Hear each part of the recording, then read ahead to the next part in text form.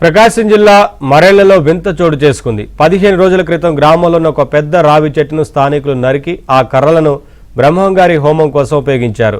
కొమ్మలు వేళ్లతో సహా కొట్టి పడేసిన రావి చెట్టు మొద్దు ఇవాళ ఉదయం లేచి నిలబడటంతో అందరూ షాక్ అయ్యారు.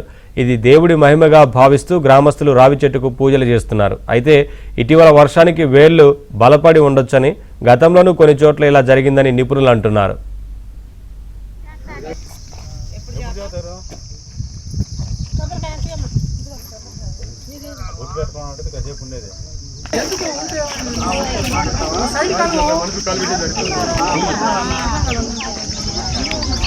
డాక్టర్ చేస్తే పోతున్నా అక్కడ దిగబడింది. ఇది ఎక్కడ ఒదిగింది అసలు.